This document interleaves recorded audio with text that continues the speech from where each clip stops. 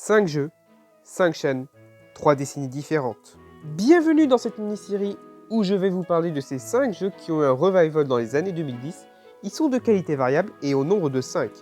Que le meilleur gagne, Pyramide, le maillon faible, Apprends-nous à laisser et 1 contre 100. Aujourd'hui, je vais vous parler de... Avant de commencer sur 1 contre 100, tout petit aparté sur 71 et Seul contre tous. Ces deux jeux ont servi d'inspiration pour 1 contre 100, sans que 1 contre 100 soit un revival ou un remake de celui-ci, je le précise tout de suite. Déjà, pour commencer, le concept du jeu est un petit peu différent. Le candidat sélectionné ne doit pas affronter 100 candidats, mais 70. Et l'erreur n'est pas éliminatoire, contrairement à 1 contre 100. Ce jeu à la base est belge et a été adapté en France en 2005 sur France 3. Voilà, j'ai fait un petit aparté sur ce jeu, c'est pour montrer réellement la différence entre celui-ci et 1 contre 100. Nous allons passer tout de suite à 1 contre 100.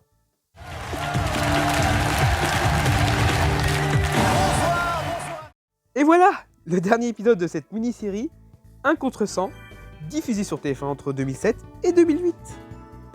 Le concept du jeu est très simple en soi, c'est un candidat qui doit affronter un mur de 100 candidats.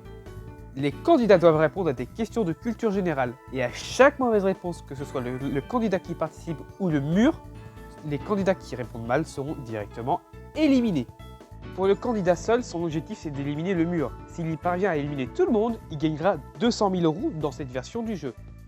S'il ne parvient pas à éliminer tout le mur, il gagnera une somme définie par le numéro de la question, qui augmentera au fur et à mesure. Ce sera 100 € première question, 200, 300, etc.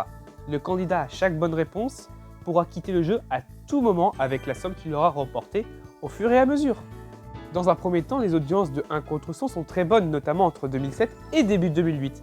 Mais à l'arrivée du très médiocre Un dîner presque parfait, les audiences s'effondrent et le jeu s'arrêtera 2 mois plus tard, le 25 avril 2008, par TF1. Mon avis sur le jeu, c'est que j'aime bien ce jeu.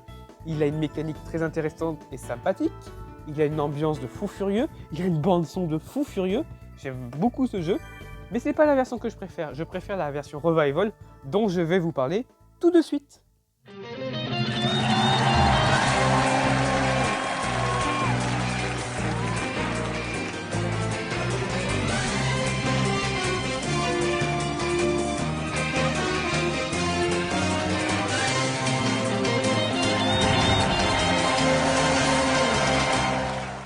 Au pied du mur, le revival de 1 contre 100 qui a été diffusé entre 2012 et 2014 sur TF1. Le concept du jeu est extrêmement similaire à 1 contre 100. Il y a quelques petits ajouts et changements, on va voir ça tout de suite. Maintenant, le candidat ne gagne plus une somme définie par le numéro de la question et le nombre de candidats qu'il a éliminés. Maintenant, le candidat gagnera de l'argent par palier de 10 candidats éliminés. C'est-à-dire que si jamais il élimine 10 candidats, il gagnera la somme indiquée par ce palier. Et ça changera de palier tous les 10 candidats éliminés. Second changement notable, c'est que le candidat ne peut plus sortir librement du jeu. Dans 1 contre 100, il pouvait sortir librement du jeu à chaque bonne réponse qu'il donnait à chaque question. Maintenant, il y a 2 candidats dans le mur qui servent de sortie de secours.